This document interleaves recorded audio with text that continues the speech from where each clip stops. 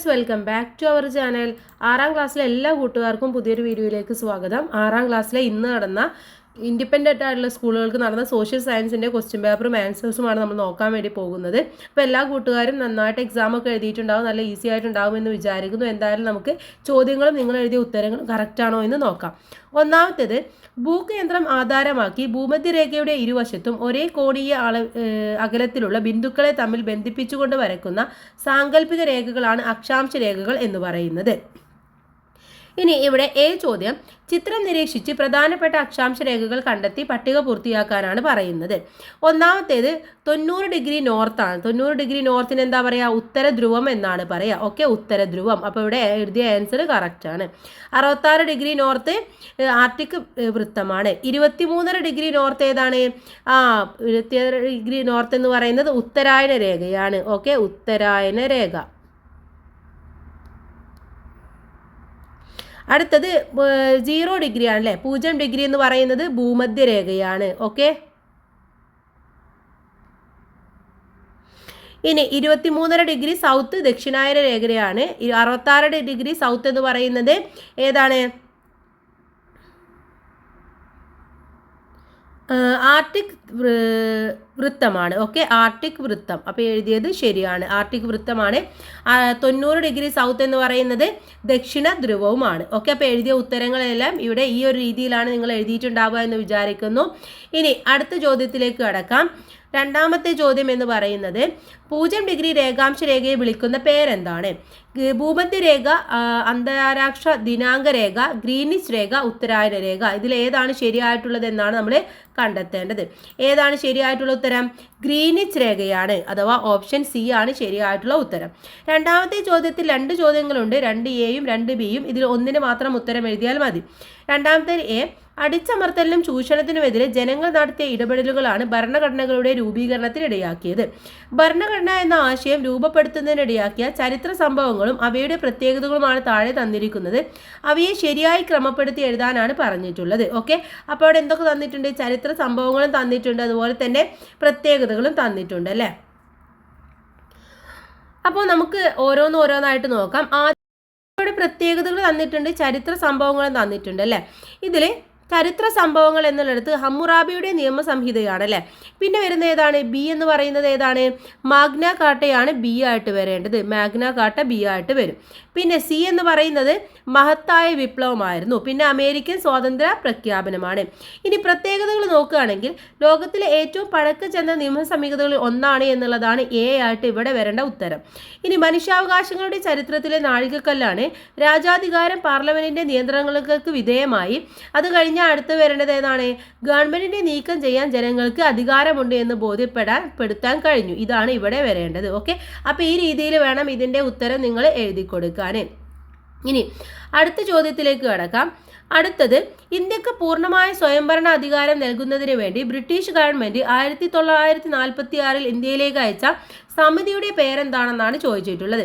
ഇവിടെ തന്നിട്ടുള്ള ഓപ്ഷൻസ് ഏതൊക്കെയാണ്? Simon commission, cabinet mission, Cripps mission, അതുപോലെ തന്നെ ഹണ്ടർ മിഷൻ അല്ലേ. ഇതിൽ ഏതാണ് ശരിയായിട്ടുള്ളത്? ഓപ്ഷൻ ബി, ക്യാബിനറ്റ് മിഷൻ ആണ് ശരിയായിട്ടുള്ള ഉത്തരം എന്ന് പറയുന്നത്. അടുത്ത ചോദ്യം നോക്കാം. അടുത്തത്, ലോകത്തിലെ ഏറ്റവും വലുതും എഴുതപ്പെട്ടതുമായ ഭരണഘടനയാണ് ഇന്ത്യൻ ഭരണഘടന. ചോദ്യം, തന്നിരിക്കുന്ന ഭരണഘടനയുടെ അവശ്യ ഗുണങ്ങളിൽ ശരിയായവ ഏതെല്ലാം എന്ന് കണ്ടെത്തി എഴുതാനാണ് പറഞ്ഞിട്ടുള്ളത്. 1 വിവരണാത്മകമാണ്, സമഗ്രതയാണ്, ചലനാത്മകമാണ്, കാവ്യാത്മകമാണ്. ഇതിൽ ഏതൊക്കെയാണ് ശരിയായിട്ടുള്ളത്? ഒന്നാമത്തേത് വിവരണാത്മകമാണ് എന്നത് ശരിയാണ്. ചലനാത്മകമാണ് എന്ന് പറയുന്നതും ശരിയാണ്. ഓക്കെ, വിവരണാത്മകമായത് ശരിയല്ല. സമഗ്രത എന്നുള്ളതും ചലനാത്മകം എന്നുള്ളതാണ് ശരി. 2ഉം 3ഉമാണ് ശരിയായിട്ടുള്ളത്. അതുകൊണ്ട് ഓപ്ഷൻ സി ആണ് ശരിയായിട്ടുള്ള ഉത്തരം എന്ന് പറയുന്നത്. ഇനി ഇതിലെ ബി ചോദ്യം നോക്കൂ. ഇന്ത്യൻ ഭരണഘടനയുടെ ആമുഖത്തിന്റെ സവിശേഷതകൾ എന്ന വിഷയവുമായി ബന്ധപ്പെട്ട് നടക്കുന്ന പ്രസംഗത്തിൽ അവതരിപ്പിക്കാൻ ആവശ്യമായ വിവരങ്ങൾ ഉൾപ്പെടുത്തി കുറിപ്പ് തയ്യാറാക്കുക. നമുക്കറിയാം, ഇന്ത്യൻ ഭരണഘടനയുടെ ആമുഖത്തിൽ പറയുന്ന കാര്യങ്ങൾ ഒരുപാടുണ്ട് അല്ലെ. സെക്യുലറിസമാണ്, മതേതരത്വമാണ്, അതുപോലെ തന്നെ പരമാധികാരമുള്ളതാണ് എന്നൊക്കെ പറയുന്നുണ്ട്. അതൊക്കെ നിങ്ങൾക്ക് ഈ ഒരു കുറിപ്പിൽ എഴുതാൻ വേണ്ടി പറ്റും. മൂന്നാമത്തെ ചോദ്യം, സമുദ്രങ്ങൾ പലതരത്തിലുള്ള വെല്ലുവിളികൾ അഭിമുഖീകരിക്കുന്നു. ഇത് ഭൂമിയിലെ ജീവന്റെ നിലനിൽപ്പിനെ തന്നെ ഇല്ലാതാക്കിയേക്കാം. സമുദ്രങ്ങൾ എങ്ങനെയെല്ലാമാണ് നമ്മുടെ ജീവിതത്തെ സ്വാധീനിക്കുന്നത് വിശദീകരിക്കാനാണ് പറയുന്നത്. അപ്പോൾ എന്താണ്, രാജ്യങ്ങളുമായിട്ടുള്ള വ്യാപാര ബന്ധത്തിന് സമുദ്രമാണ് നമ്മളെ സഹായിക്കുന്നത് അല്ലേ.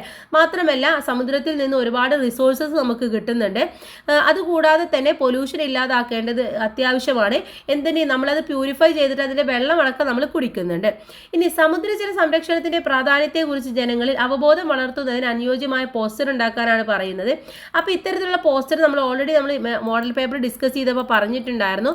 എന്താണ്, സമുദ്ര സമ്പത്ത് എന്ന് പറയുന്ന മനുഷ്യന്റെ നിലനിൽപ്പിന്റെ ആധാരം തന്നെയാണ്. അപ്പോൾ അതൊക്കെ നിങ്ങൾക്ക് ആ ഒരു പോസ്റ്ററിൽ എഴുതാൻ വേണ്ടി പറ്റുന്ന കാര്യങ്ങളാണ്. ഇനി നമുക്ക് എന്ത് ചെയ്യാം, 4ാമത്തെ ചോദ്യത്തിലേക്ക് കടക്കാം. വർത്തമാനകാലത്ത് ബാങ്കിംഗ് ഇടപാടുകളിൽ കൂടുതൽ ശ്രദ്ധയും സൂക്ഷ്മതയും പുലർത്തേണ്ടതുണ്ട്. ബാങ്കിംഗ് രംഗത്തെ സൈബർ തട്ടിപ്പുകൾ തിരിച്ചറിയുന്നതിനും പ്രതിരോധിക്കുന്നതിനും സ്വീകരിക്കേണ്ട മുൻകരുതലുകൾ എന്തെല്ലാം വിശദമാക്കുക. എന്താണ്, പിന്നെ OTP മുതലായവ ഒന്നും നമ്മൾ ആരുമായിട്ട് പങ്കുവെക്കരുത്. ആസ്പദമായിട്ടുള്ള ഓൺലൈൻ ലിങ്കുകളൊന്നും നമ്മൾ ക്ലിക്ക് ചെയ്യരുത്. മാത്രമല്ല ATM പിൻ ഫോണിൽ ഉപയോഗിക്കരുത്. ശക്തമായിട്ട് പാസ്വേഡ് കൊടുക്കുക, ഇടയ്ക്കിടയ്ക്ക് പാസ്വേഡ് മാറ്റുക തുടങ്ങിയ കാര്യങ്ങളൊക്കെ നമുക്ക് ചെയ്യാൻ വേണ്ടി പറ്റും. ഇനി അടുത്തത്, ഒന്നിലധികം ബാങ്ക് അക്കൗണ്ടുകളെ ഒരൊറ്റ മൊബൈൽ ആപ്ലിക്കേഷനിലൂടെ ഉപയോഗപ്പെടുത്താൻ കഴിയുന്ന ഡിജിറ്റൽ സംവിധാനം ഏത് എന്നാണ് ചോദിച്ചിട്ടുള്ളത്.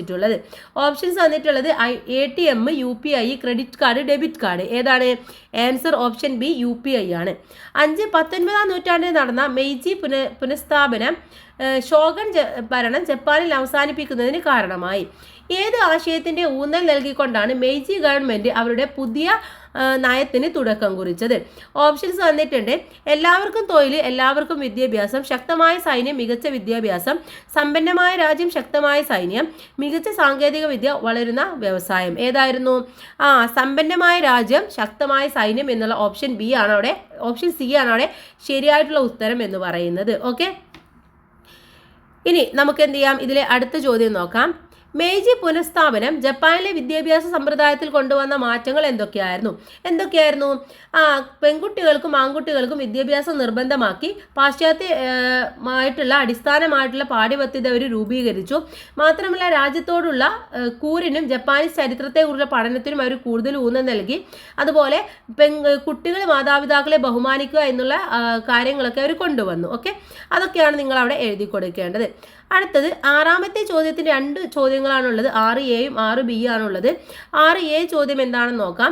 സമുദ്രങ്ങൾക്കിടയിലായി സ്ഥിതി ചെയ്യുന്ന അതിവിശാലമായ കരഭാഗങ്ങളാണ് ഭൂഖണ്ഡങ്ങൾ എന്ന് പറയുന്നത്. ലോകത്തിലെ ഏറ്റവും ഉയരം കൂടിയ കൊടുമുടി ഈ വൻകരയിലാണ്. ഈ വൻകരയിലെ ഏറ്റവും നീളം കൂടിയ നദി യാങ്സി ആണ്. ഏതാണ്? ഏഷ്യയാണ്. കറക്റ്റ് ആയിട്ടുള്ള ഉത്തരമാണ് ഇവിടെ എഴുതിയിട്ടുള്ളത്.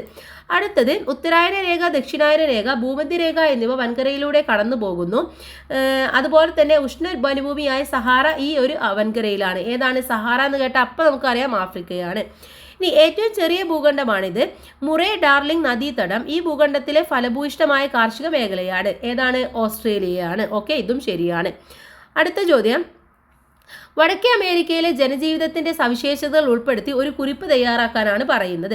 അവിടെ എന്താണ്? ഉയർന്ന ജീവിത നിലവാരമാണുള്ളത്, സാങ്കേതിക പുരോഗതി, വലിയ നഗരങ്ങള്, അതുപോലെ തന്നെ അനുകൂലമായിട്ടുള്ള കാലാവസ്ഥ, ഫലഭൂയിഷ്ഠമായ മണ്ണ്, സമ്പുഷ്ടമായിട്ടുള്ള കാർഷിക മേഖല, ഇന്യൂട്ടുകൾ, ഇതൊക്കെയാണ് അവിടുത്തെ പ്രധാനമായിട്ടുള്ള പ്രത്യേകതകൾ എന്ന് പറയുന്നത്.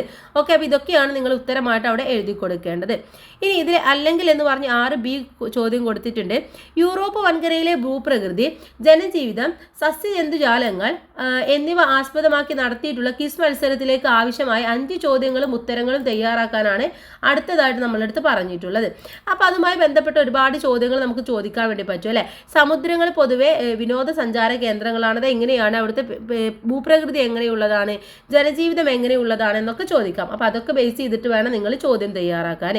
ഇത്രമായിരുന്നു നമ്മുടെ ഇന്നത്തെ സോഷ്യൽ സയൻസ് എന്ന് പറയുന്നത്. എല്ലാ കൂട്ടുകാർക്കും എക്സാം ഒക്കെ എളുപ്പമായിട്ടുണ്ടാകുമെന്ന് വിചാരിക്കുന്നു. ജസ്റ്റ് നിങ്ങൾക്ക് എത്ര മാർക്ക് അത് കിട്ടി എന്നുള്ളത് ഒന്ന് കമൻറ്റ് ചെയ്യുക. ഓക്കെ.